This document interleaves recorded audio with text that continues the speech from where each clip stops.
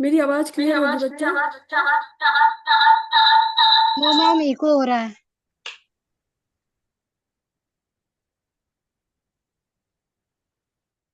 अभी आवाज क्लियर है बच्चों? Yes ma'am. ओके। प्रेजेंटेशन के दौरान कहीं पर भी आपको यदि ऐसा लगता है कि मेरी आवाज क्लियर नहीं है या आपकी स्क्रीन पर कुछ शो नहीं हो रहा है, तो आप जो है मुझे इमिडिएटली अपना माइक अनम्यूट करके बता देंगे।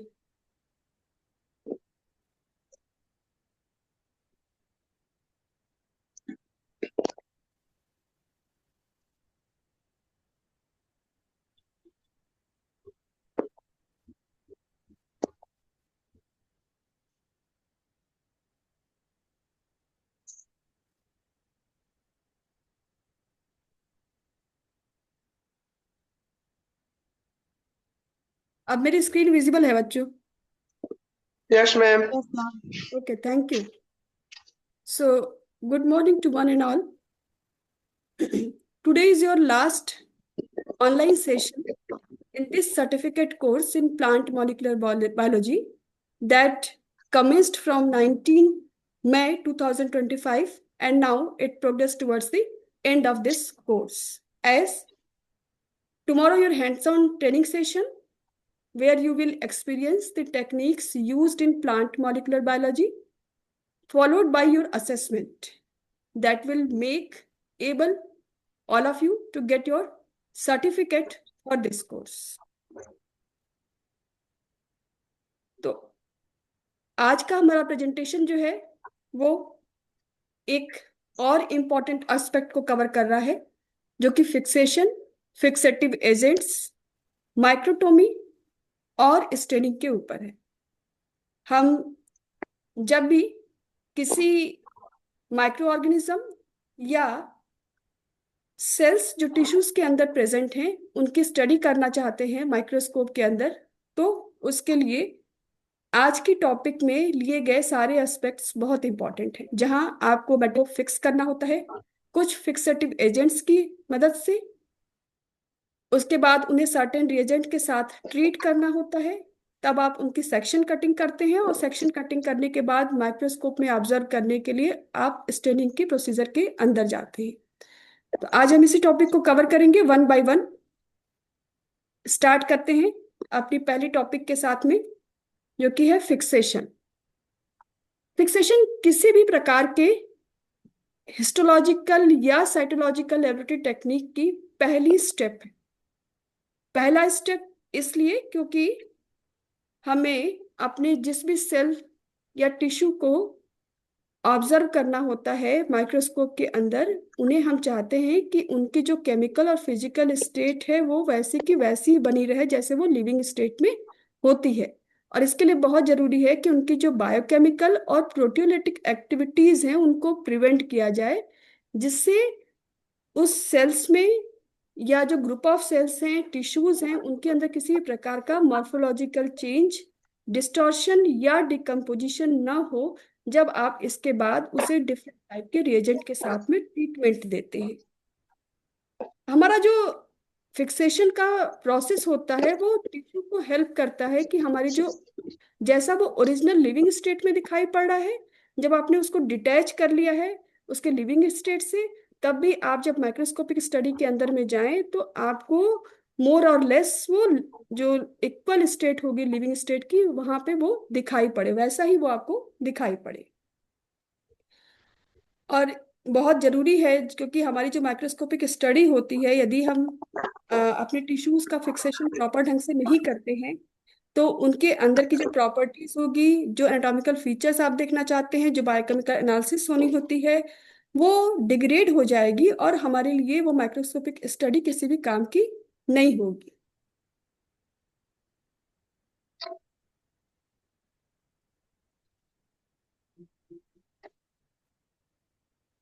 आवाज तो क्लियर होगी बच्चों आपके साथ में? Yes ma'am. ओके। फिक्सेशन करने के लिए आप जब फिक्स कर लेते हैं किसी भी चीज को, तो बराबर मैं कह रही हूँ कि हमें फिक्सेशन करने के बाद सर्टेन जो है रिएजेंट के साथ ट्रीट करना होता है। उनमें जो इम्पोर्टेंट प्रोसेस होती है वो होती है एक डिहाइड्रेशन की, उसके बाद क्लियर करने की, इनफिल्ट्रेट करने की टिश्यू। और इन सब प्रोसेस होकर जब हमारा टिश्यू गुजरता है तो उसके अंदर चेंजेस हो जाते हैं यदि हम प्रॉपर फिक्सेशन नहीं करेंगे तो इसलिए प्रॉपर फिक्सेशन के बाद, इन सब प्रोसेस से होने के बाद हम अपने जो भी टिश्यूज हैं उनको माइक्रोटोमी के लिए ले आते हैं। माइक्रोटोमी को भी आगे हम पढ़ेंगे, जहाँ पे हम सेक्शन की कटिंग करते हैं। ये सारे जो स्टेप्स हैं वो सभी के सभी स्टेप्स बहुत इंपॉर्टेंट हैं हमारे टिश्यू की प्रोसेसिंग के लिए। और इस प्रोसेस में सेल्स और टिश्यूज को प्रिजर्व करना जरूरी है, क्योंकि हमको आगे उन्हीं की स्टडी करनी है। तो हमारे फिक्सेशन के एम क्या क्या है? To preserve the tissues as close to their living state as possible, ये आपको भी बताया मैंने। दूसरा, to prevent autolysis and bacterial attack, बहुत इंपॉर्टेंट है ताकि उसका स्ट्रक्चर मेंटेन रह सके।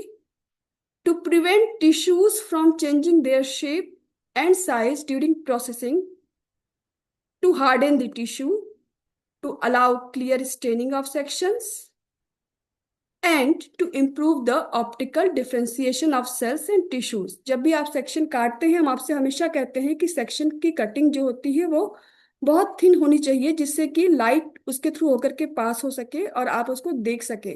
फिक्सेशन की प्रोसेस भी हमें ऑप्टिकल डिफ्रेंसिएशन सेल्स और टिश्यूज की बढ़ाने में मदद करता है।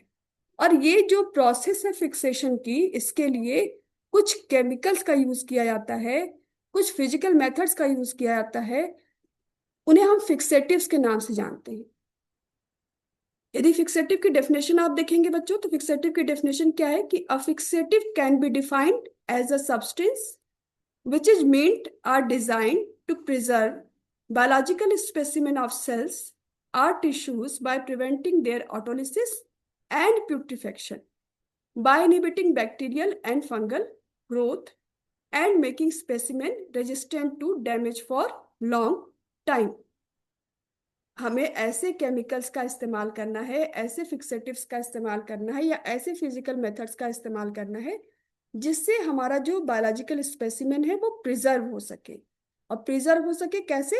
अपने लिविंग स्टेट के इक्विवेलेंट वो प्रिजर्व हो सके। अभी तक हालांकि ऐसा कोई भी परफेक्ट फिक्सेटिव्स हमारी नॉलेज में नहीं है, लेकिन हम फॉर्मल्डिहाइड को एज अ गुड फिक्सेटिव मानते हैं। ये मानते हैं कि ये जो एक परफेक्ट हमारा जो फिक्सेटिव है, जो सारे फिक्सेशन के एम्स को पूरा करता है, फॉर्मल्डिहाइड उसके आसपास है। फिक्सेटिव का चॉइस डिपेंड करता है कि हम कैसे स्टडी करने जा रहे हैं, हमारा माइक्रोस्कोप कैसा है, लाइट माइक्रोस्कोपी हमें में ऑब्जर्व करना है या इलेक्ट्रॉन माइक्रोस्कोपी का इस्तेमाल करना है। तो इन्हीं को थोड़ा और डिटेल में हम देखेंगे अभी। एक गुड फिक्सेटिव वो होता है जो हमारे फिक्सेशन के एम को पूरा करे। हमारे फिक्सेशन का एम क्या था कि हम हमारा जो मटेरियल है वो प्रिजर्व रह सके। और प्रिजर्वेशन के लिए बहुत इंपॉर्टेंट है कि ऑटोलिसिस प्रिवेंट हो। और ऑटोलिसिस कैसे प्रिवेंट होगी?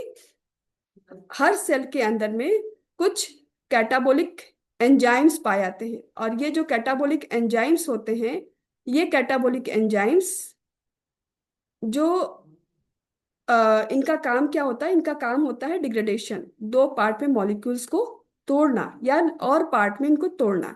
लेकिन हमारा जो फिक्सेटिव होता है वो इसी कैटाबोलिक एंजाइम को क्या करता है? डीएक्टिवेट कर देता है। यदि वो डीएक्टिवेट कर देगा और कैटाबोलिक एंजाइम्स काम नहीं करेंगे तो ऑटोलिसिस की प्रोसेस नहीं होती है। दूसरा, प्यूट्रीफेक्शन।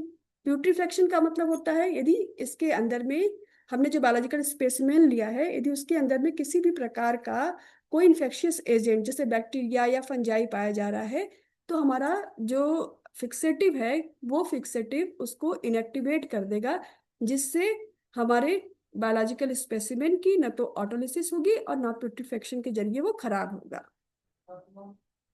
It must penetrate the specimen and penetration should be even and rapid।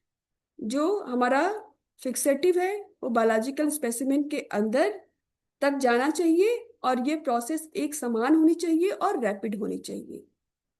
दूसरा, टिश्यूज को हार्डन भी करना है, जिससे कटिंग के समय आपको थोड़ी आसानी हो सके। लेकिन सेल्स जो होंगी, उन सेल्स की श्रिंकेज या स्वेलिंग नहीं होनी चाहिए।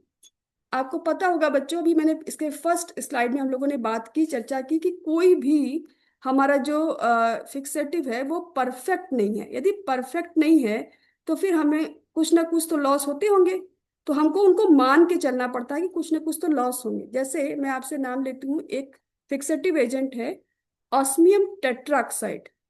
ये ऑस्मियम टेट्राऑक्साइड जो है फिक्सेटिव, ये फिक्सेटिव सेल्स को थोड़ा की स्वेलिंग, थोड़ी बहुत स्वेलिंग होती है यदि हम इस फिक्सेटिव का इस्तेमाल करते हैं।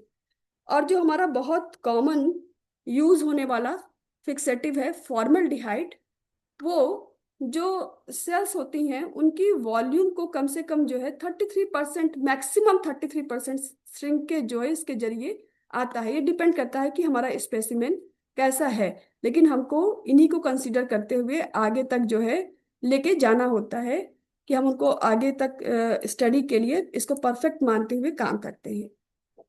तो हमारा फिक्सेटिव जो है उसको करना तो चाहिए टिश्यूज की वॉल्यूम को प्रिजर्व। एक आइडियल जो फिक्सेटिव है, गुड फिक्सेटिव जो है, उसके अंदर में ये होना चाहिए। लेकिन जैसे मैंने आपसे कहा कि कोई भी परफेक्ट फिक्सेटिव नहीं है, तो थोड़े बहुत चेंजेस होते हैं। ऑप्टिकल डिफ्रेंसिएशन के बारे में हमने बात कर लिया कि एक फिक्सेटिव डेफिनेटली जो है हमारे टिश्यूज की जो डिफ्रेंशिएशन है, पावर है, ऑप्टिकल डेंसिटी जो होती है उसको इंक्रीज करना चाहिए, जिससे हमें माइक्रोस्कोप में ऑब्जर्व करने में आसानी हो सके। सेलुलर कंपोनेंट्स की बात करते हैं, और इस सेलुलर कंपोनेंट्स में जनरली हमारे आते हैं प्रोटीन, जो हम बायोकेमिकल एनालिसिस में इस्तेमाल करते हैं। ये प्रोटीन्स जो होते हैं वो सॉल्युबल नेचर के होते हैं। हमारा जो फिक्सेटिव होता है वो इसको इनसॉल्युबल फॉर्म में कन्वर्ट करता है, जिससे कि प्रोटीन ड्यूरिंग, जब हम और अभी ट्रीटमेंट देंगे, जब हम आपसे कह रहे हैं कि अभी डिहाइड्रेशन करना है, क्लियरिंग करनी है, इन्फिल्ट्रेशन करना है, उस समय हमारा जो प्रोटीन है वो सॉल्युबल होकर के बाहर न निकल जाए। इसलिए आवश्यक होता है कि हमारा फिक्सेटिव जो है वो उसको पहले इनसॉल्युबल फॉर्म में कन्वर्ट कर दे। हमारा जो फिक्सेटिव होता है वो फिक्सेटिव के अंदर एक प्रॉपर्टी और होना चाहिए कि उसको हम जब बाद में स्टेनिंग, जो स्टेनिंग मटेरियल इस्तेमाल करेंगे, स्टेनिंग केमिकल्स इस्तेमाल करेंगे, डाई इस्तेमाल करेंगे, उनके साथ में इनका कोई भी इंटरफेरेंस नहीं होना चाहिए। हालांकि हम लोगों ने देखा है कि जब कुछ फिक्सेटिव ऐसे हैं जिनका इस्तेमाल करने पर जो हमारा स्टेनिंग की प्रोसेस होती है वो थोड़ी पुअर हो जाती है, कलर अच्छे नहीं आते हैं, लेकिन फॉर्मल्डिहाइड के साथ में ऐसी कोई प्रॉब्लम नहीं होती है। It must be non toxic, ये तो सबसे इंपॉर्टेंट है, क्योंकि काम करने वाला व्यक्ति जो होगा वो एक ह्यूमन होगा, तो उसको जो है हमारा जो फिक्सेटिव है उसके जरिए कोई नुकसान नहीं होना चाहिए। यदि आप कभी लैब में एक्सपीरियंस करेंगे तो आप पाएंगे कि हमारा जो फॉर्मल्डिहाइड है, यदि फॉर्मल्डिहाइड के साथ आप किसी मटेरियल को प्रिजर्व करने जाएंगे तो आप देखेंगे कि आपकी, यदि आपने उसको अपने हाथ में ग्लव्स के बिना यूज किया है, तो आपके हाथ की जो सेल्स होंगी वो सेल्स को श्रिंक करती होंगी, क्योंकि इसके अंदर में प्रॉपर्टी है डिहाइड्रेशन की। तो ये, लेकिन इसके अलावा और कोई इफेक्ट नहीं होता। तो हमेशा ध्यान देना होगा हमें कि हम जिस भी फिक्सेटिव का इस्तेमाल करने जा रहे हैं उसके बारे में हमें पूरी तरह अच्छी तरीके से जानकारी होनी चाहिए, और उस फिक्सेटिव का नेचर भी नॉन टॉक्सिक होना चाहिए और नॉन एलर्जिक होना चाहिए। डेफिनेटली उस फिक्सेटिव को चीप भी होना चाहिए और इजिली अवेलेबल भी होना चाहिए। ये सारी क्वालिटीज होती है एक गुड फिक्सेटिव के अंदर में। अब आपके सामने ये जो लिस्ट है, इस लिस्ट में मैंने कुछ मैकेनिज्म्स लिख रखे हैं, कुछ मोड्स लिख रखे हैं। ये मोड्स जो हैं वो बताते हैं टाइप ऑफ फिक्सेशन के बारे में। आप ये ऊपर के जो चार देख पा रहे हैं, ये ऊपर के जो चार हैं ये हमारे केमिकल मेथड्स हैं, और नीचे के जो दो आप देख पा रहे हैं, ये नीचे के दो हमारे फिजिकल मेथड्स हैं। ब्रॉड कैटेगरी यदि हम बात करें तो हम ब्रॉड कैटेगरी या ओल्ड कैटेगरी की बात करें तो हम फिक्सेशन को जो है दो पार्ट में डिवाइड करते हैं, और वो होता है एक फिजिकल मेथड और दूसरा होता है केमिकल मेथड। आवाज आ रही है बच्चों? क्लियर है आवाज? मैम पिक्चर ब्लर दिख रहा है। पिक्चर ब्लर सभी के साइड में है? Yes yes ma'am. Ma'am. Yes ma'am, बीच बीच में ब्लर हो जा रहा है। Yes ma'am. नेटवर्क इश्यू की वजह से होगा बच्चों, 1 मिनट जैसा। पिक्चर तो क्लियर दिख रही है मैम, नेटवर्क का हाँ इशू होगा इन लोगों मैम अब को। ठीक दिख रहा है। मैम पिक्चर क्लियर दिख रही है। Okay ma'am, thank you ma'am.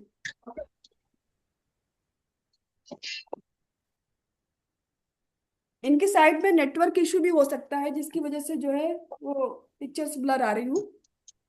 Ma'am बीच में सही दिख रहा है, फिर ब्लर हो जा रहा है, फिर सही चल रहा है, फिर ब्लर हो जा रहा है सबकी स्लाइड में मैम। अच्छा ठीक है बच्चों, अभी ये फ्रीज ड्राइंग, माइक्रोवेव फिक्सेशन, ये हमारे फिजिकल मेथड्स हैं।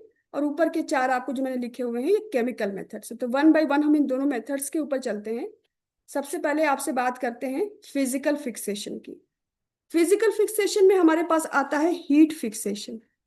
सबसे सिंपल फॉर्म ऑफ फिक्सेशन है, और इस फिक्सेशन फॉर्म को आपने भी इस्तेमाल किया हुआ है जब आप ग्राम स्टेनिंग टेक्निक का इस्तेमाल करते हैं। ग्राम स्टेनिंग टेक्निक में सबसे पहला स्टेप होता है, जब आप सैंपल को लेते हैं अपनी स्लाइड पे, तो हम आपसे कहते हैं कि इसको फिक्स करिए by passing through the Bunsen burner. आप बर्नर के फ्लेम के ऊपर में आप इसको जेंटली पास करते हैं और अपने माइक्रो ऑर्गेनिज्म को स्लाइड पर फिक्स करते हैं। सबसे सिंपल फॉर्म है, लेकिन इस फॉर्म का इस्तेमाल बहुत ज़्यादा नहीं किया जाता, क्योंकि आपसे उस समय भी आपको प्रिकॉशन देते हैं कि जब आप फिक्सेशन करने जा रहे होते हैं तो कहते हैं कि अपनी स्लाइड को जेंटली पास करते हुए फिक्स करिए, न कि उसके ऊपर रख करके। क्योंकि आप जब ज़्यादा हीटिंग कर देते हैं तो माइक्रो ऑर्गेनिजम्स को, हमने फिक्सेशन की पहली कंडीशन है कि हमको उसकी ओरिजिनल लिविंग स्टेट के पास रखना है। ज़्यादा हीट कर देंगे तो वो क्या हो जाएगा, पूरा डिहाइड्रेट हो जाएगा, उसका शेप भी चेंज हो जाएगा, आप उसको स्टडी करने में दिक्कत आएगी। इसीलिए हम लोग इस हीट फिक्सेशन का इस्तेमाल बहुत ज़्यादा नहीं करते हैं। सबसे सिंपलर फॉर्म है और हम ग्राम स्टेन टेक्निक में इसका इस्तेमाल कर लेते हैं। अब आते हैं माइक्रोवेव फिक्सेशन पे। माइक्रोवेव फिक्सेशन स्पीड फिक्सेशन है, क्योंकि हम इसको करने के लिए माइक्रोवेव ओवन का इस्तेमाल करते हैं। और हमारा जो माइक्रोवेव ओवन होता है उसमें आपको पता होगा इलेक्ट्रोमैग्नेटिक वेव्स होती हैं, जिसके जरिए हम अपने फूड को, आप देखते होंगे, जनरली गर्म करते हैं। ऐसा क्यों होता है कि माइक्रोवेव जो है फिक्सेशन को हम लोग प्रेफर करते हैं? क्योंकि माइक्रोवेव फिक्सेशन जो होता है उसमें, जब हमने कहा ना कि इलेक्ट्रोमैग्नेटिक वेव्स बनती हैं, और ये इलेक्ट्रोमैग्नेटिक वेव्स जो हैं वो हमारा जो वाटर का मॉलिक्यूल है जो कि डाईपोलर आयन होता है, इस डाईपोलर आयन को आपके इस डाईपोलर आयन को ऑक्सीलेट करता है। और इसके ऑक्सीलेशन, रैपिड ऑक्सीलेशन के कारण से ही हमारा जो फूड होता है वो गर्म होता है। क्योंकि हमने बायोलॉजिकल सैंपल लिया हुआ है, तो हम बायोलॉजिकल सैंपल को जब माइक्रोवेव के अंदर में रखते हैं तो उस सैंपल के अंदर जो वाटर मॉलिक्यूल्स प्रेजेंट होते हैं, ये वाटर मॉलिक्यूल्स स्पीड जो है, उनके जो ऑक्सीलेशन की स्पीड होती है, वो स्पीड इलेक्ट्रोमैग्नेटिक वेव के कारण से बढ़ जाती है। और इस इलेक्ट्रोमैग्नेटिक वेव्स के बढ़ने के कारण से जो है हमें जो हीटिंग होती है वो हीटिंग यूनिफॉर्म होती है। और यूनिफॉर्म हीटिंग जब होगी तो किसी भी प्रकार से सेल्स की शेप में कोई चेंज नहीं आएगा, उसकी वॉल्यूम में कोई चेंज नहीं आएगा। बच्चों मैं आपसे 2 मिनट का बस ब्रेक चाहती हूँ।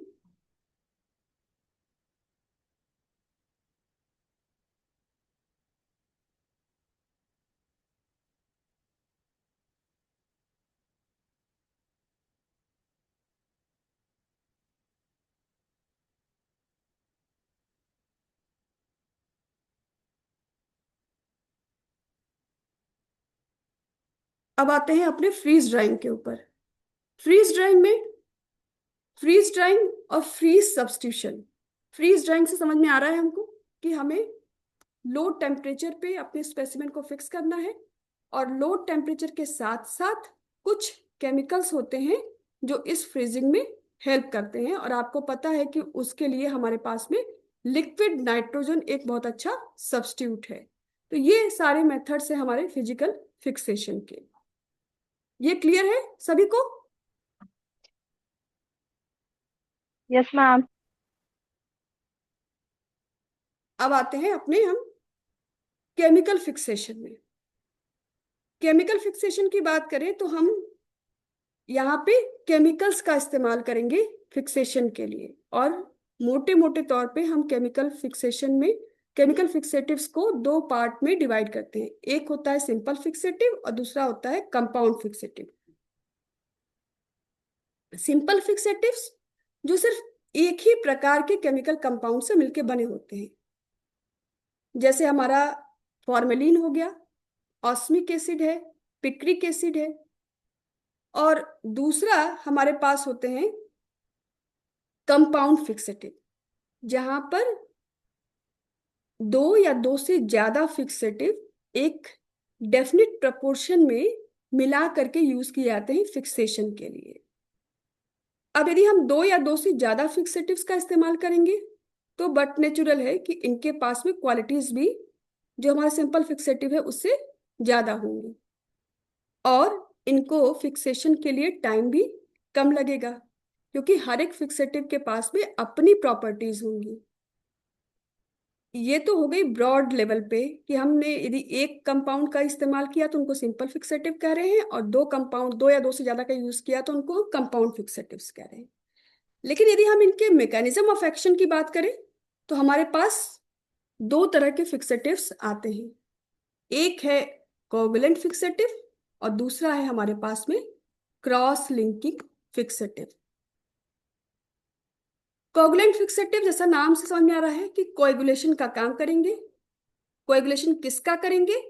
ये हमारे पाए जाने वाले प्रोटीन मॉलिक्यूल्स जो साइटोसोलिक प्रोटीन मॉलिक्यूल्स है इनको डीनेचर करते हैं, और डीनेचर करके ये जो है कोएगुलेशन का काम करते हैं।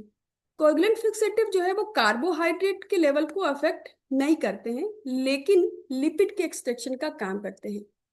तो यदि आपको बायोकेमिकल एनालिसिस में लिपिड की स्टडी करनी है तो हम कोएगुलेंट फिक्सेटिव का इस्तेमाल नहीं करेंगे।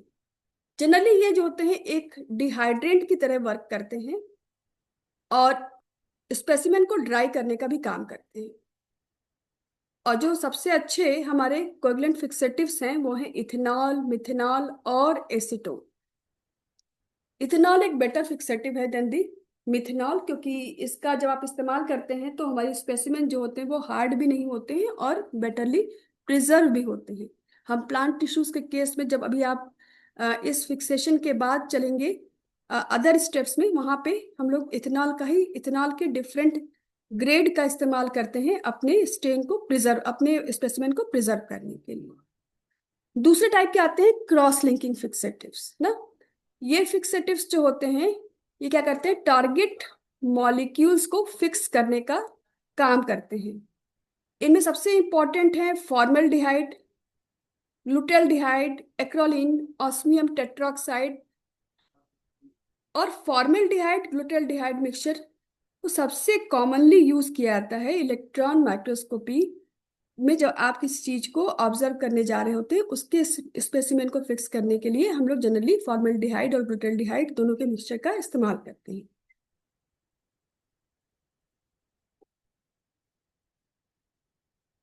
कोगुलेंट फिक्सेटिव और क्रॉस लिंकिंग फिक्सेटिव ये मैकेनिज्म के पॉइंट ऑफ व्यू से बहुत इंपॉर्टेंट है, और इनका मैकेनिज्म जरूर मैं आपके साथ शेयर करना चाहती हूँ।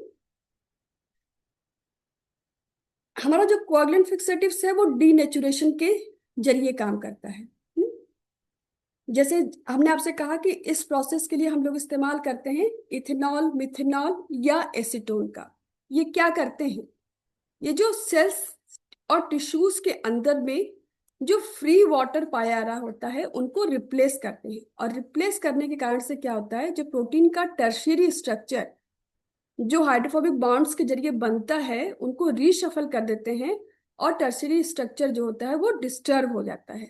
सेकेंडरी स्ट्रक्चर पे कोई इफेक्ट नहीं पड़ता है, लेकिन टर्शियरी स्ट्रक्चर पे इफेक्ट पड़ता है, और हमारी प्रोटीन जो होती है वो डी नेचर हो जाती है। डी नेचर होने का मतलब अब वो उसी फॉर्म में उस जगह पे फिक्स हो गई है, आपको स्टडी करनी होगी, इसमें कोई चेंजेस नहीं होंगे।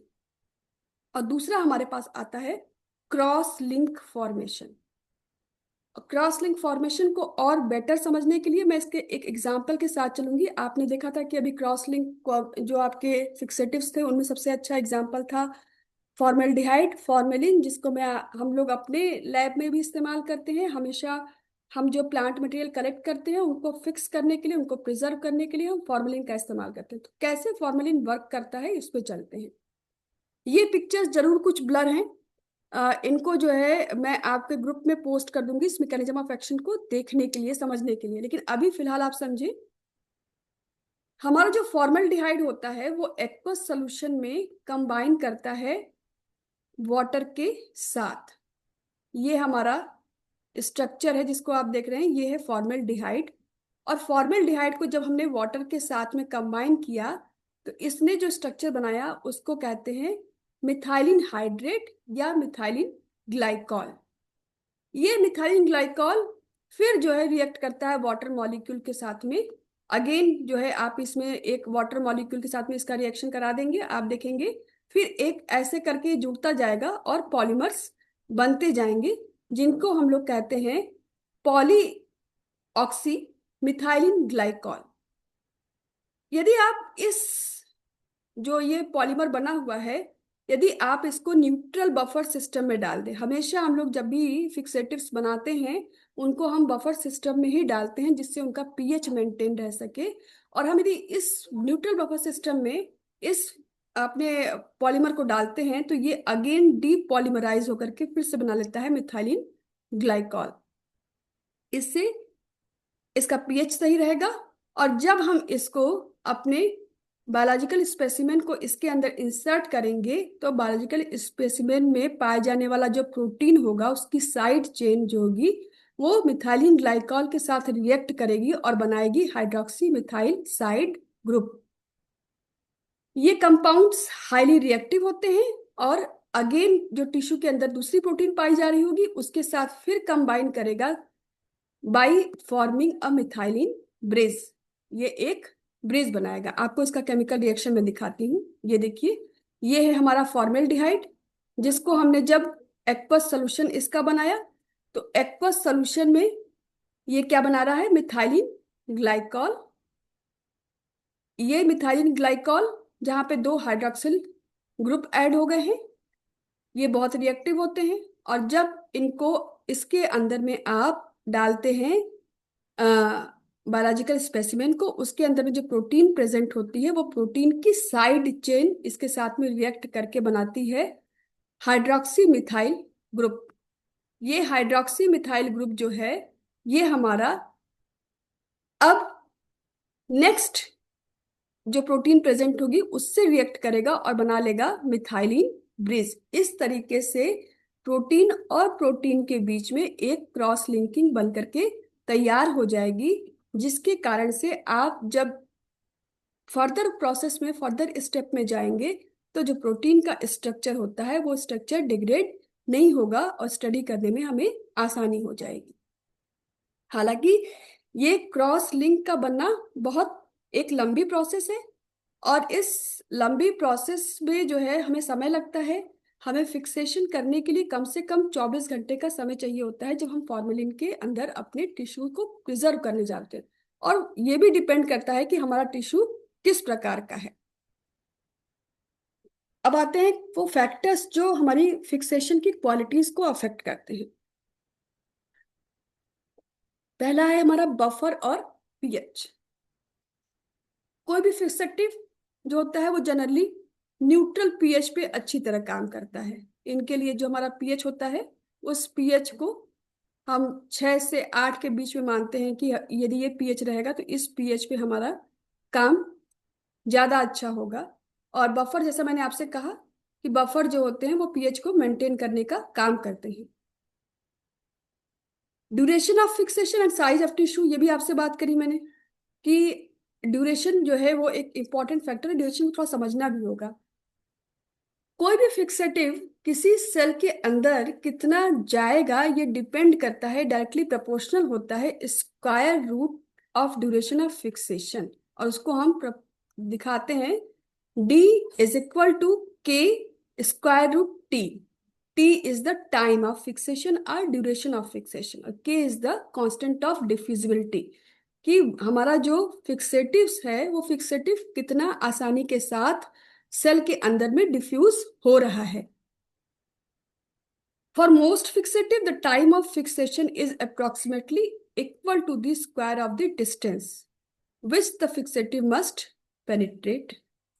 ठीक है, अगली बात क्या है, जब आप किसी कंटेनर में फिक्सेटिव लेते हैं, जनरली केमिकल फिक्सेटिव जो लिक्विड फिक्सेटिव्स होते हैं, जब आप उनके अंदर में प्लांट स्पेसिमेन को डालते हैं या टिश्यू को इंसर्ट करते हैं, उसके अंदर में इम्बेड करते हैं, तो ध्यान रखना होता है कि वो टिश्यू जाकर के बॉटम पर न चिपक जाए। यदि बॉटम पर चिपक जाएगी तो बॉटम वाला जो हिस्सा होगा, उसका वेंट्रल साइड जो होगा, उस पर हमारा फिक्सेटिव वहां तक नहीं पहुंच पाएगा, पेनिट्रेशन वहां तक प्रॉपर नहीं होगा। इसीलिए उसको फ्लूइड को हमेशा फ्लोट करते हुए रहना चाहिए, उसके अंदर फ्लोट सबमर्ज कंडीशन में होना चाहिए, इमर्सिंग होना चाहिए, लेकिन बॉटम से टच नहीं करना चाहिए। और किसी कारण से यदि हमारा फिक्सेशन जो है वो पहले से नहीं हो रहा है, जब हम एनालिसिस करने जा रहे हैं उसके तुरंत पहले करने वाले हैं, तो फिर हमारा जो स्पेसिमेन होता है उसकी साइज जो होती है, थिकनेस जो होती है, वो 0.5 सेंटीमीटर से ज्यादा की नहीं होनी चाहिए। फिक्सेटिव के लिए टेम्परेचर भी इंपॉर्टेंट है। आपको पता होगा जैसे जैसे आप टेम्परेचर बढ़ाते हैं वैसे वैसे डिफ्यूजन की प्रोसेस बढ़ती है।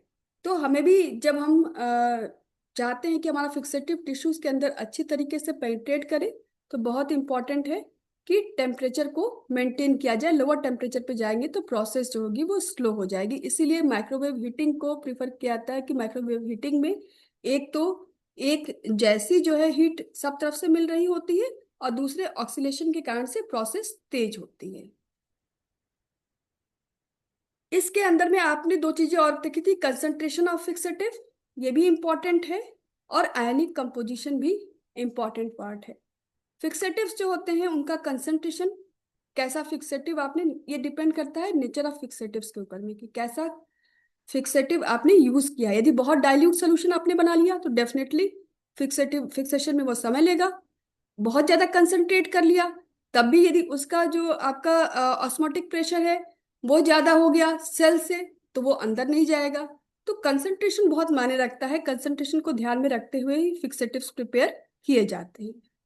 कुछ के ऊपर में आयनिक चार्जेस होते हैं, उन आयनिक चार्जेस का भी ध्यान रखा जाता है जब फिक्सेटिव्स बनाते हैं, क्योंकि कुछ बेसिक डाइज होती हैं जो जाकर एसिडिक कंपोनेंट्स को बाइंड करती हैं।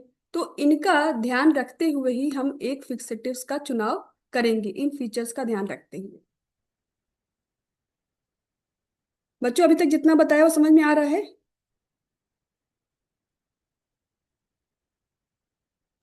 Yes ma'am. ओके,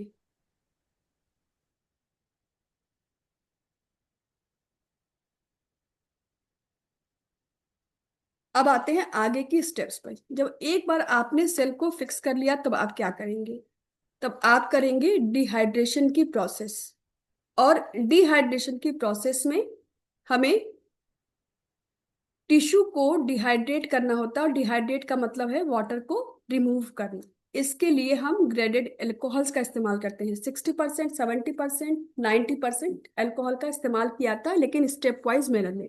पहले हमारे पास छोटी छोटी ट्यूब्स होती हैं, उन ट्यूब्स के अंदर में हम अपने एल्कोहल जो हमारा ग्रेडेड कंसंट्रेशन बना होता है, उन ग्रेडेड कंसंट्रेशन के अंदर में हम अपने पहले जितना परसेंट आपको रिकमेंड किया गया है फर्स्ट स्टेप के लिए, उतने परसेंट एल्कोहल को हम इसमें फिल कर लेंगे, और हमारा जो स्पेसिमेन है उस स्पेसिमेन को इसके अंदर में डाल देंगे। डाल करके टाइम दिया होगा, ड्यूरेशन 15 मिनट्स, 10 मिनट्स, जो भी गाइड लिखा हो उसको उतनी देर के लिए इमर्स करके छोड़ देते हैं।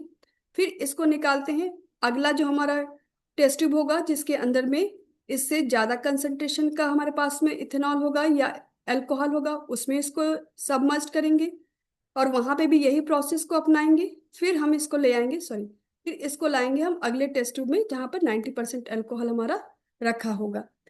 आप जब कंसंट्रेशन के जरिए आप आगे बढ़ते हैं तो आप ये सुनिश्चित करते हैं कि जो हमारा प्लांट मटेरियल, प्लांट स्पेसिमेन है, वो डिहाइड्रेट हो जाए। और डिहाइड्रेशन बहुत जरूरी है क्योंकि यदि इसके अंदर में वाटर रहेगा तो लेटर के स्टेज में आप देखेंगे, बाद के स्टेज में आइस क्रिस्टल्स बनने की संभावना होगी, जो हमारे एनालिसिस का जो रिजल्ट आने वाला होगा उस रिजल्ट को डिफर करेंगी। इसीलिए इस स्टेप को फॉलो करना बहुत जरूरी है। अब आपने जब अल्कोहल से ट्रीट कर लिया तो ऐसा नहीं है कि उस स्पेसिमेन के अंदर में अल्कोहल पड़ा रह जाए। उस अल्कोहल को हमें रिमूव भी करना है, और रिमूव करने के लिए हम अपने लैब में जाइलिन या बेंजीन का एक आपको सोल्यूशन देते हैं, जिसमें आप अपने स्पेसिमेन को इनसे ट्रीटमेंट के बाद वहां डालेंगे तो आपके स्पेसिमेन से हमारा जो अल्कोहल है वो निकल जाएगा। और ये अल्कोहल का निकालना इसलिए भी जरूरी है क्योंकि जब आप बाद में पैराफिन, हमारा जो एक एम्बेडिंग मटेरियल है, उसमें जब हम इसको इंसर्ट करने जा रहे होंगे अपने टिश्यूज को, तो वहां पर वो डिस्टरबेंस नहीं आएगी। क्लियरिंग करने के बाद हम एम्बेडिंग करते हैं, और एम्बेडिंग करने के लिए हम टिश्यूज को सॉलिड मीडियम यानी टिपिकली पैराफिन वैक्स, इस वैक्स के अंदर भी हम उसको इंसर्ट करते हैं। जब पैराफिन वैक्स में आप इंसर्ट कर देते हैं तो हमें जो हमारा सेक्शन काटना होता है, थिन सेक्शन काटने में उसमें आसानी होती है। कैसे करेंगे इसको भी हम थोड़ी देर में आपको दिखाएंगे। माइक्रोटोमी से पहले हमने, जैसे आप अपने मटेरियल को अभी समझ लेते हैं, जैसे आपने अपने मटेरियल को जब मैं आपको लैब में देती हूँ कटने के, तो मैं कहती हूँ आप पिथ ले आइएगा। आप पिथ के लिए क्या ले आते हैं? पोटैटो ले आते हैं। पोटैटो के छोटे छोटे पिथ बनाते हैं और पिथ के अंदर अपने मटेरियल को इंसर्ट करते हैं। इंसर्ट करने के बाद मैं कहती हूँ सबसे पहले लेवल को मेंटेन करिए। लेवल को मेंटेन करने का मतलब ट्रिम करना, ताकि आपकी ब्लेड जब उसके थ्रू पास हो तो आपका सेक्शन इवन कटे। यदि आपने उसकी ट्रिमिंग नहीं करी है, आपने उसको इवन साइज का नहीं किया, तो हमारा जो सेक्शन होगा वो सेक्शन अनइवन कटेगा। इसीलिए ट्रिमिंग करना भी माइक्रोटोमी से पहले जरूरी है।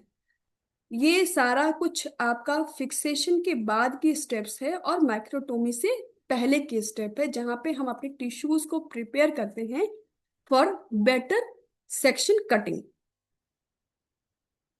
देखिए ये उसी चीज को आपको जो मैंने आपको बताया उसी को स्टेप वाइज मैनर में दिखा रहा है कि पहले ट्रीटमेंट अल्कोहल के साथ करेंगे, अल्कोहल सारे वाटर्स को निकाल देगा। फिर हम जाइलिन का इस्तेमाल करेंगे, जाइलिन जो है वो अल्कोहल को हटा देगी, और उसके बाद इम्बेड करते हैं पैराफिन के अंदर। और now specimen is ready for the section cutting के लिए। अब हमारी नेक्स्ट टॉपिक है माइक्रोटोमी। माइक्रोटोमी का डेफिनेशन आप देखें तो it is a process of cutting thin section from tissues with a precision machine called microtome.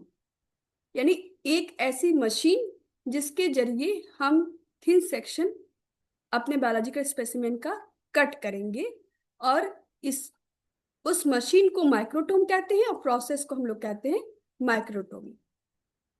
Thin section काटना इसीलिए जरूरी है क्योंकि जब आप किसी भी प्रकार के माइक्रोस्कोप के अंडर में उसको ले जाएंगे तो लाइट का पास होना जरूरी है। लाइट, यदि सेक्शन थिन नहीं होगा तो लाइट नहीं पास होगी और आपको अपना ऑब्जर्वेशन क्लियर नहीं दिखाई पड़ेगा।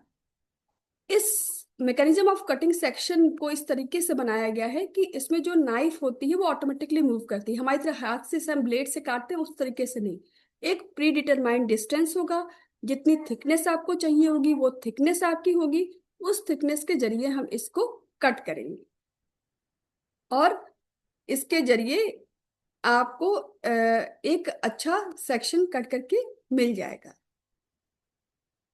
इसमें जो थिकनेस होती है, देखिए इसमें सबसे बहुत कॉमन जो हमारा मशीन है वो है रोटरी माइक्रोटोम, जो आपके लैब में भी रखा हुआ है, जिसमें हम पैराफिन से एम्बेडेड जो हमारे टिश्यूज होते हैं उन टिश्यूज को कट करते हैं। और उसमें जो थिकनेस होती है वो 1 to 10 माइक्रोमीटर की होती है, और 1 to 10 माइक्रोमीटर के बीच में आपको जितनी थिकनेस चाहिए होती है आप उतनी थिकनेस की सेक्शन को काट सकते हैं उसको सेट करके। यहाँ पर कुछ वैल्यूज दी गई है। ये वैल्यूज आपको पता है, 1 माइक्रोमीटर का मतलब क्या होता है, 1 नैनोमीटर का मतलब क्या होता है, वो आपको ये वैल्यूज दी गई है। अब आते हैं हम लोग टाइप्स ऑफ माइक्रोटोम्स पे। ठीक है, पहले तो माइक्रोटोम में 3 प्रकार के आप जो है एम्बेडिंग किए हुए सेक्शंस कर सकते हैं। एक तो है पैराफिन सेक्शंस। बच्चों 1 मिनट ना वेट करिएगा जरा सा।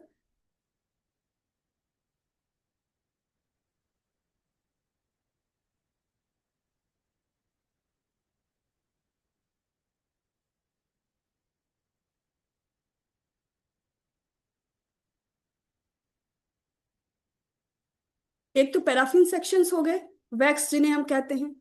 दूसरा है स्लाइडिंग सेक्शंस, जिसमें जिसके लिए कट करने के लिए हम लोग स्लाइडिंग माइक्रोटोम का इस्तेमाल करते हैं। और तीसरा है फ्रोजन सेक्शन, जिसके लिए एक अलग माइक्रोटोम का इस्तेमाल किया जाता है, जिसको कहते हैं cryostat.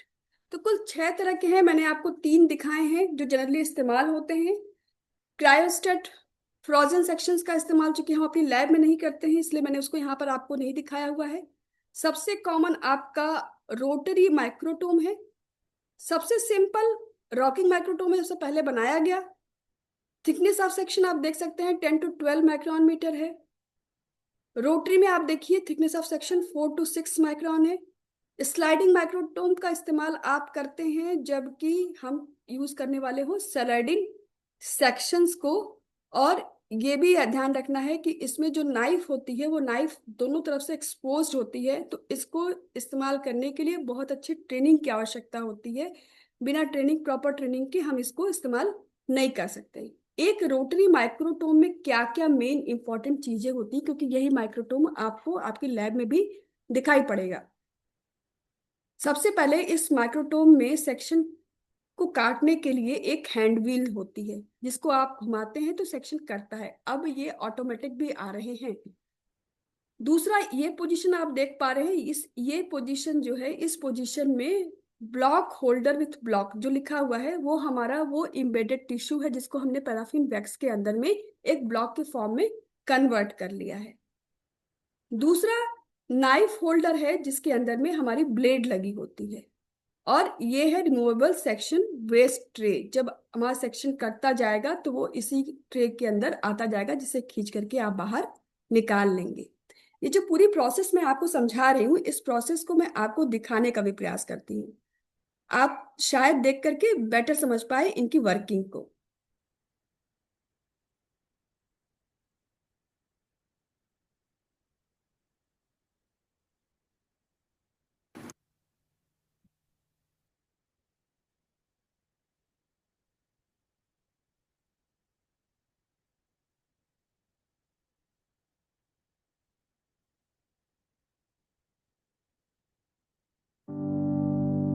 Embedding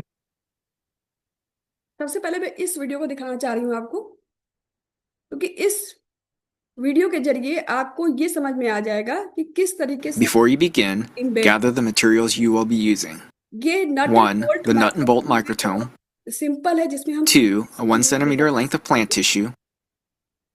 3. A set of voice tweezers. आ रही है बच्चों वीडियो की? And 4. A razor blade in its holder. Obtain a tube of melted wax from the hot water bath.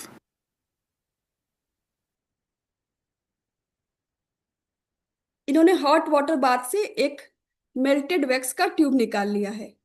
Place a drop or two in the bottom of the well of the microtome and immediately stand up the piece of plant tissue and the melted wax.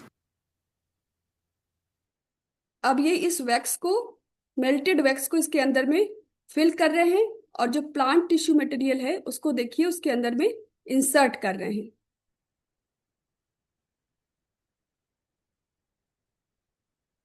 When the tissue can stand up on its own, add more melted wax in a single pour to fill the well अब उस completely. Section को और fill कर रहे हैं ताकि वो पूरा ब्लॉक अच्छे Allow the wax to fully harden.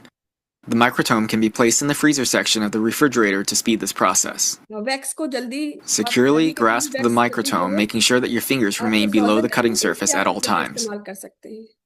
With a slicing motion, use the razor blade to remove the excess wax. You can use your left thumb to provide lateral pressure on the blade while your right hand provides forward pressure. अब ये section इनका trim हो गया। Use the hex wrench to turn the bolt जैसा आप 1/3 trim to के 1/2 साथ में rotations. करते हैं। Continue making slices and vary the rotation of the bolt until you obtain as thin a cross-section of plant tissue as possible.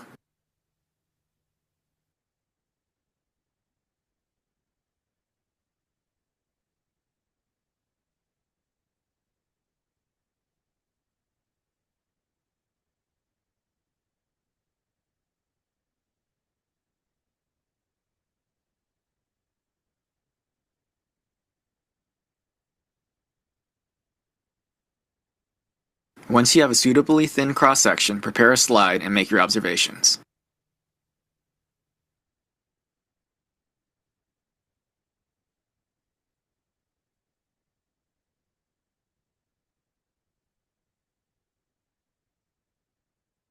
ये आपने देखा किस तरीके से हम लोग एक ब्लॉक को तैयार करते हैं और ब्लॉक को तैयार करने के बाद सेक्शन काट सकते हैं। ये एक बेसिक प्रोसेस थी जो एक्चुअल माइक्रोटोमी में इस्तेमाल की जाती है। वो वीडियो सिर्फ आपको समझाने के लिए था। अब आप देखिए माइक्रोटोमी को कैसे यूज किया जाता है। Embedding tissue into paraffin blocks supports the tissue structure and enables very thin sections to be cut and mounted onto microscope slides for analysis. Work करेगी। This video describes how to cut sections from tissue embedded in paraffin blocks. Chilling paraffin blocks makes sectioning easier, so before beginning, place the tissue blocks on ice. Ice cubes में रख रहे हैं जिससे कि wax melt न होने पाए। Switch on the water bath and allow it to warm to 40 degrees C. Water bath को ऑन कर लिया है जिससे कि Whilst the paraffin blocks are chilling and the water bath is heating, prepare the microtome for sectioning.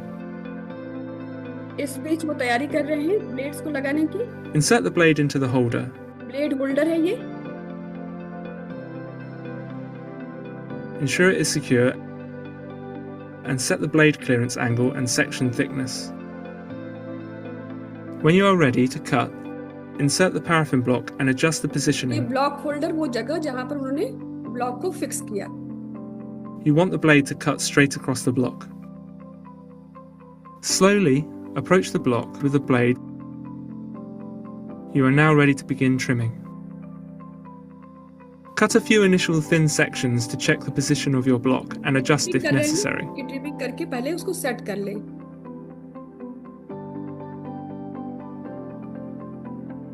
The tissue block is trimmed to expose the tissue surface. The sections being cut at this stage are quite thick, about 30 microns.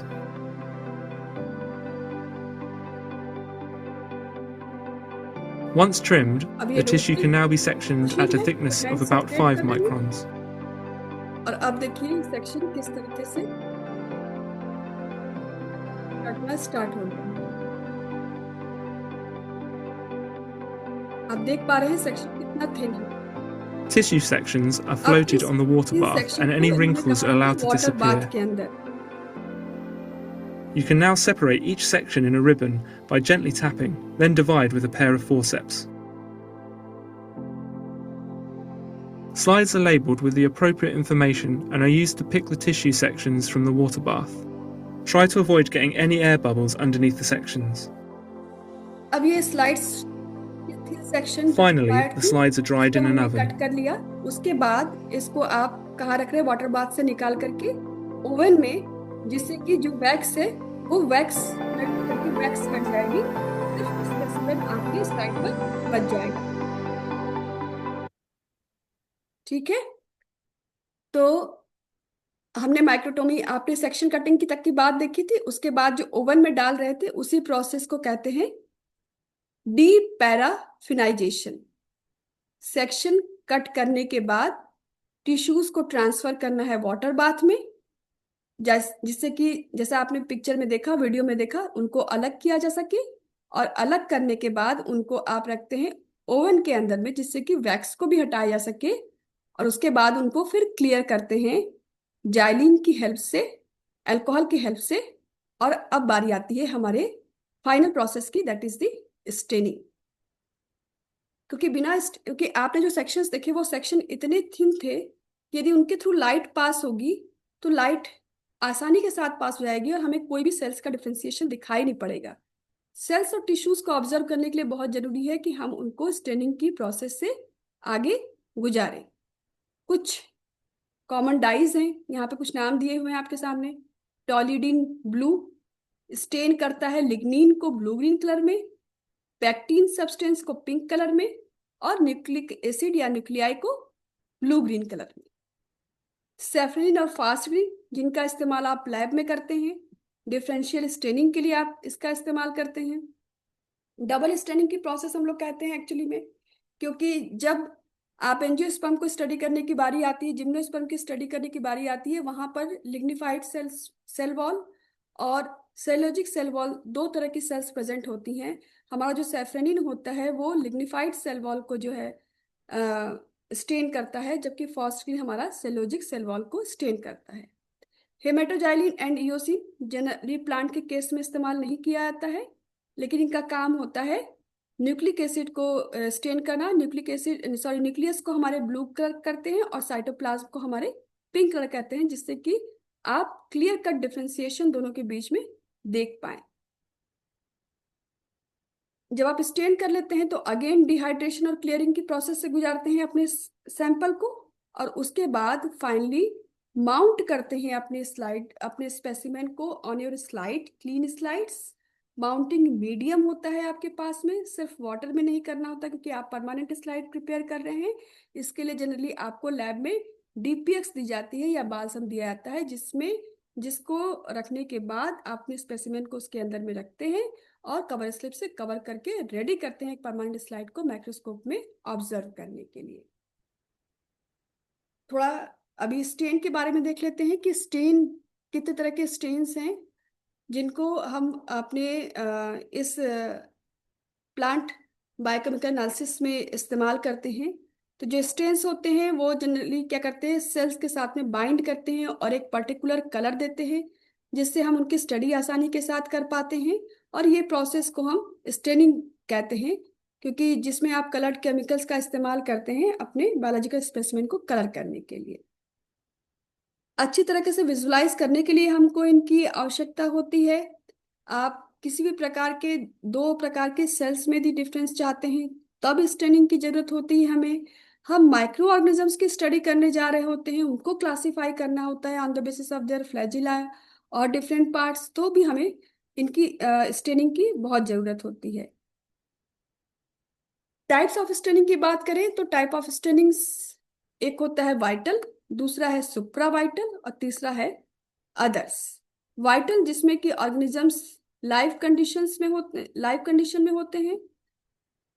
Supra vital जहाँ पे organisms killed हो जाते हैं। और progressive staining, हमें जो आपको पढ़ना है बच्चों वो दो तरह की स्टेन्स पढ़ने हैं।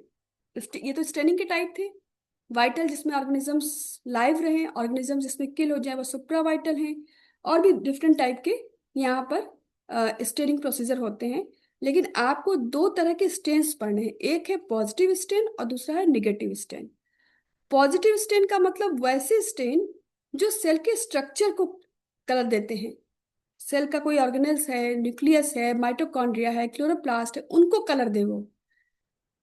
लेकिन निगेटिव स्टेनिंग में हमारा जो सेल का सेलुलर स्ट्रक्चर होता है उसमें कोई भी कलर नहीं होता है, जो बैकग्राउंड होता है वो बैकग्राउंड कलरफुल होता है।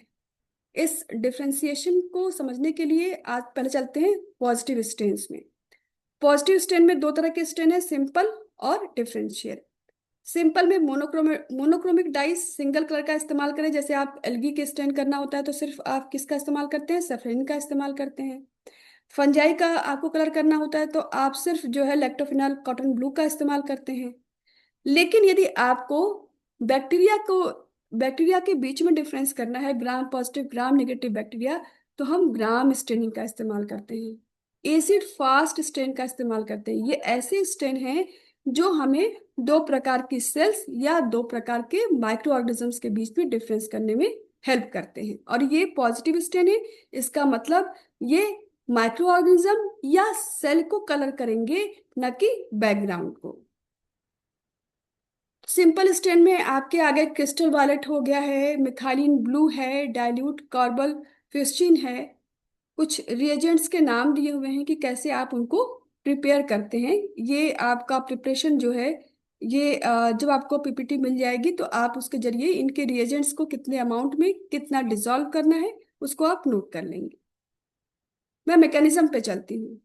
क्योंकि बैक्टीरियल सेल जो होती है वो एसिडिक नेचर की होती है, सरफेस जो होता है बैक्टीरियल सेल का, और हमारा जो आयनाइजेशन होता है कार्बोक्सिल ग्रुप का वो नेगेटिव चार्ज देता है सेल सरफेस को। इसकी वजह से जो हमारा पॉजिटिवली चार्ज्ड आयन है वो बेसिक डाई के जरिए उनको कलर मिलता है और इसीलिए आप उनको माइक्रोस्कोप में ऑब्जर्व कर पाते हैं। बैक्टीरिया आपको ब्लू कलर में, वायलेट कलर में या पिंक कलर में दिखाई पड़ते हैं, depending on the stain as well as depending on their type, कि किस टाइप के हैं, वो कैसा कलर लेंगे। आवाज क्लियर है ना बच्चों? Yes ma'am. Yes ma'am. ऐसा स्टेनिंग आपने किया हुआ है? जब आपका बैक्टीरिया ग्राम पॉजिटिव आता है तो वो आपको इस कलर का दिखाई पड़ता है सिंपल स्टेन में। आप देख पा रहे हैं यहाँ पर बैक्टीरियल सेल्स स्टेन हुई है, बैकग्राउंड स्टेन नहीं है।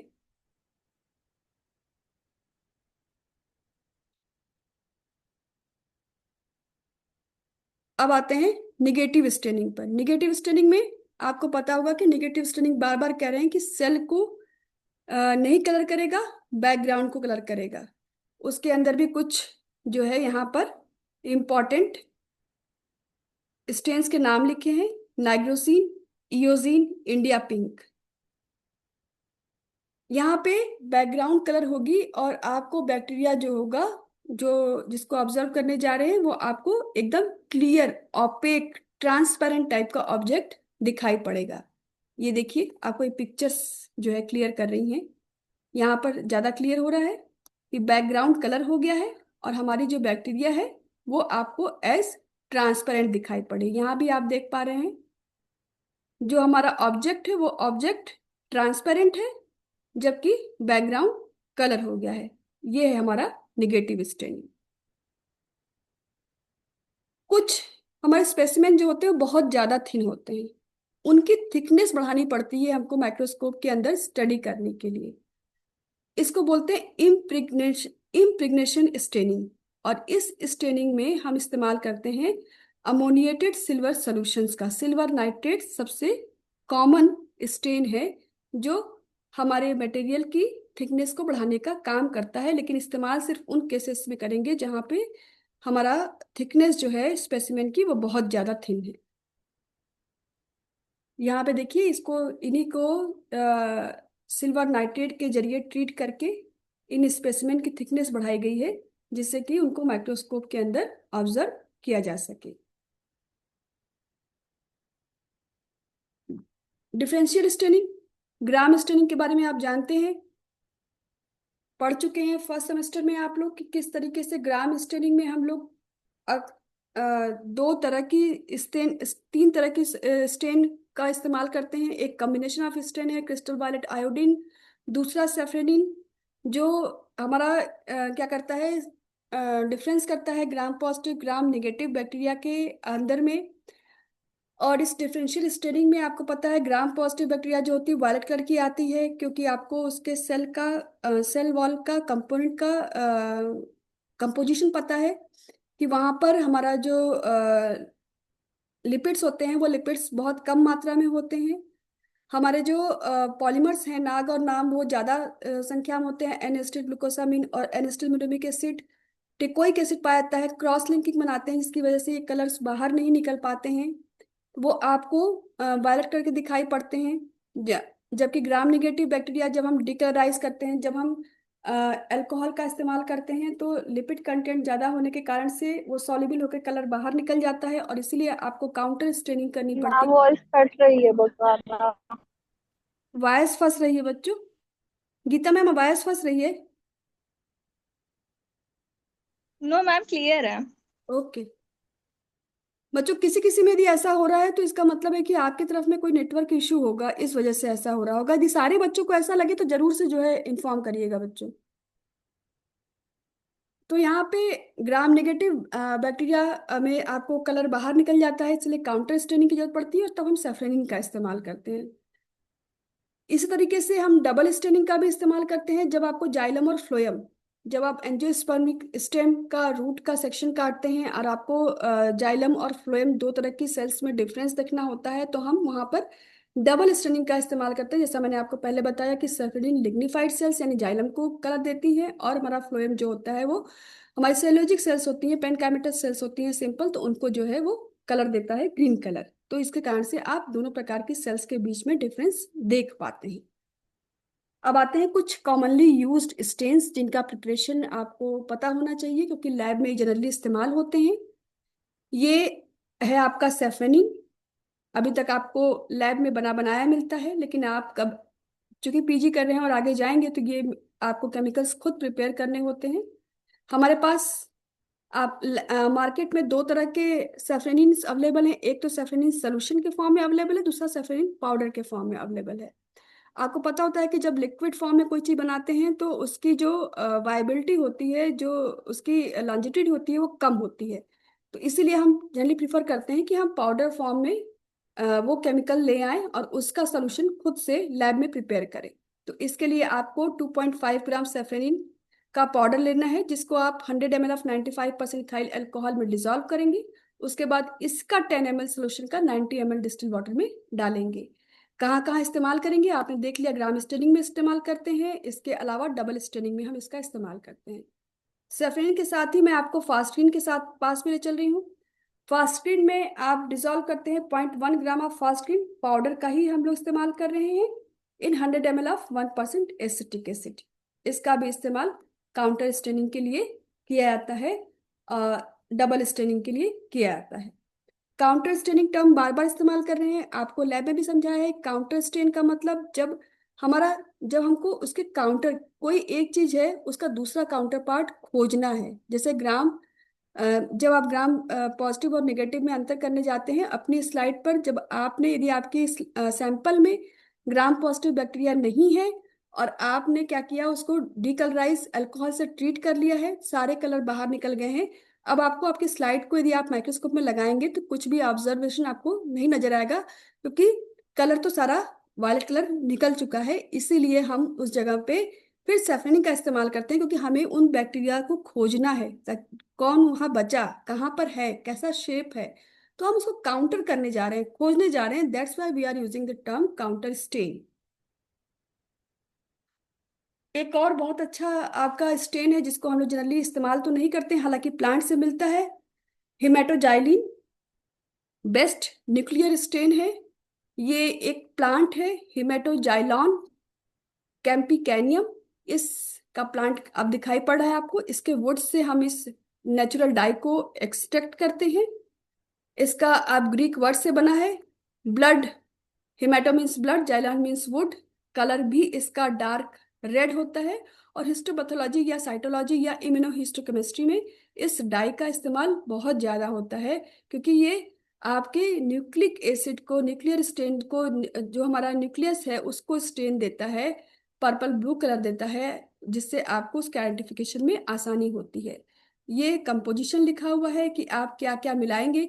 यहाँ पे आप मेरे स्लाइड में आप दो तरह की कंपोजिशन देख पा रहे हैं, क्योंकि हेमेटोजाइलिन कई तरह की होती है, तो इसीलिए इस जगह पे कंपोजिशन जो लिखा हुआ है उस कंपोजिशन में sodium iodate, citric acid, chloral hydrate add करने के लिए लिखा हुआ है। और यहाँ पर कंपोजिशन में कुछ और चीजें लिखी हुई हैं, पर जनरली हमारी लैब में जो इस्तेमाल होता है वो स्लेस हेमेटोजाइलिन है, जिसको हम इस्तेमाल करते हैं। नेक्स्ट है आयोडीन। क्योंकि लैब में ग्राम स्टेनिंग आप प्रिपेयर करते हैं, आपको आयोडीन भी सोल्यूशन के फॉर्म में मिलता है। हम फिर प्रिफर करते हैं कि हम आयोडीन सोल्यूशन को लैब में प्रिपेयर करें, जिसके लिए हम पोटेशियम आयोडाइड और आयोडीन, सबसे पहले आयोडीन 0.5 ग्राम और पोटेशियम आयोडाइड 1 ग्राम, जिसको हमको डिसॉल्व करना होता है 10 ml of water, distil water के अंदर में। क्रिस्टल वायलेट और आयोडीन दोनों का कॉम्प्लेक्स ही हमारी जो ग्राम पॉजिटिव बैक्टीरिया की सेल वॉल होती है उसको स्टेन करती है, उसी को वायलेट या ब्लू कलर आपको दिखाई पड़ता है। एक और इम्पॉर्टेंट हमारे पास में स्टेन है lactophenol cotton blue. Lactophenol cotton blue stain जो है, ये स्टेन यूज होता है फंजाई की सेल वॉल को स्टेन करने, क्योंकि आपको पता है फंगल सेल वॉल काइटिन की बनी होती है, सिर्फ एक ओमाइसिड ग्रुप को छोड़ दे जहां पर फंगल सेल वॉल सेलुलोज की बनी होती है। और यदि आपको इसको प्रिपेयर करना है तो आपको इन चीजों की आवश्यकता होगी, cotton blue, phenol crystal, glycerol, lactic acid और distil water. Cotton blue as such dissolve नहीं होता है, तो इसको किस तरीके से बनाएंगे उसको भी देख लेते हैं। सबसे पहले कॉटन ब्लू को हम डिस्टिल वाटर में मिक्स करके ओवरनाइट छोड़ देते हैं इस डाई को। नेक्स्ट डे फिनॉल क्रिस्टल्स को एक ग्लास का बीकर लेते हैं जिसमें लैक्टिक एसिड डालते हैं, जितना रिक्वायर्ड अमाउंट लिखा है उतना फिनॉल क्रिस्टल ऐड करके मैग्नेटिक स्टीरर के ऊपर में इसको तब तक छोड़ देते हैं चलने के लिए, मिक्स होने के लिए, जब तक कि फिनॉल डिसॉल्व नहीं हो जाता है। उसके बाद में उसमें ग्लिसरॉल ऐड करते हैं और जो कॉटन ब्लू हमने डिसॉल्व करने के लिए ओवरनाइट छोड़ा हुआ था उसको फिल्टर करके डालते हैं इस मिक्सचर में, फिनॉल, ग्लिसरॉल और लैक्टिक एसिड के मिक्सचर में, और तब इस स्टेन का इस्तेमाल किया जाता है फंगल सेल वॉल को स्टेन करने के लिए। एक और इम्पोर्टेंट क्रिस्टल वायलेट, क्योंकि हमने आयोडीन तो देख लिया था, क्रिस्टल वायलेट को भी देख लेते हैं। क्रिस्टल वायलेट में क्रिस्टल वायलेट पाउडर होता है जिसको फॉस्फेट बफर सोल्यूशन में हम बनाते हैं। आप देख पा रहे हैं कि क्रिस्टल वायलेट पाउडर को 20 ml एब्सोल्यूट मिथेनॉल, जो कि बफर सोल्यूशन होगा जिसका पीएच मेंटेन होगा न्यूट्रल के आसपास, उसमें मिक्स करके हम इस मैग्नेटिक स्टीरर पे छोड़ देते हैं मिक्सिंग के लिए। और मिक्स करने के पश्चात इस सोल्यूशन का इस्तेमाल हम आयोडीन के सोल्यूशन के साथ करते हैं ग्राम स्टेनिंग में। अगला है रुदीनियम रेड। रुदीनियम रेड नाम से ही भी क्लियर है कि ये एक जो है रेड कलर का स्टेन है। ये स्टेन इंपॉर्टेंट होता है इलेक्ट्रॉन माइक्रोस्कोपी के लिए, जहाँ पे हमें विजुलाइज करना होता है एनायनिक कंपोनेंट्स को जो सेल सरफेस पे प्रेजेंट होते हैं, जैसे ग्लाइकोप्रोटीन हो गया, म्यूकोपॉलीसेकेराइड्स हो गया, और जहाँ पे कैल्शियम ट्रांसपोर्ट का मैकेनिज्म भी स्टडी करना है वहां पे भी हम इस डाई का इस्तेमाल करते हैं। जेनस ग्रीन, ग्रीन कलर का पाउडर जिसको डिसॉल्व करेंगे इथेनॉल के अंदर में, स्टेन करता है माइटोकॉन्ड्रिया को। बेस्ट, आप ये देख पा रहे हैं इस तरह का आपका माइटोकॉन्ड्रिया है जो कि सेलुलर स्ट्रक्चर में इस डाई के साथ स्टेन करने में कुछ इस तरीके का दिखाई पड़ता है। और लास्ट आपका जो सबसे इंपॉर्टेंट स्टेन है वो है एसिटोकार्मीन, जिसका इस्तेमाल आप करते हैं माइटोटिक स्टडीज के दौरान, माइटोटिक मियोटिक स्टडीज के दौरान, जहाँ पे आपको सेल को आपकी जो सेल्स होती हैं उसमें आपको न्यूक्लिक एसिड यानी डीएनए का पोजीशन देखना होता है कि वो सेल डिवीजन में किस स्टेज पर है।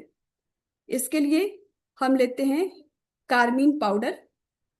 कार्मीन पाउडर को हम ऐड करते हैं ग्लेशियल एसिटिक एसिड के अंदर में, और ये दोनों काम ये हमारे यहाँ लैब में इस एस्टोकार्मिन सोल्यूशन को हमारे यहाँ लैब में सबसे पहले आता था बनाया, जिससे हम स्टेन करते थे तो हमारे पास रिजल्ट्स नहीं आते थे।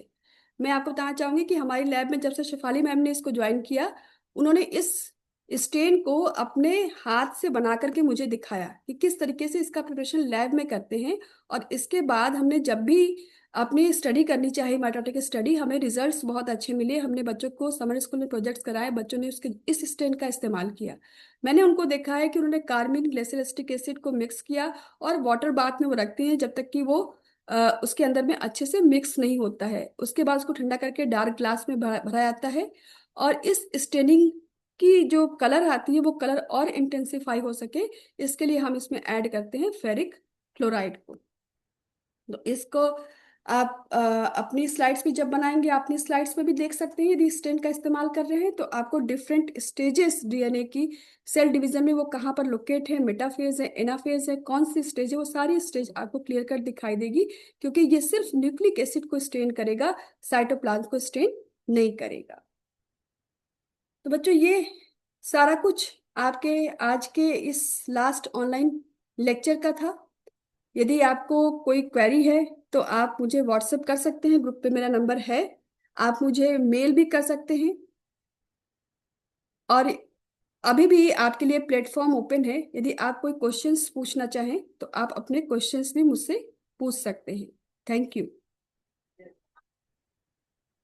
Thank you all.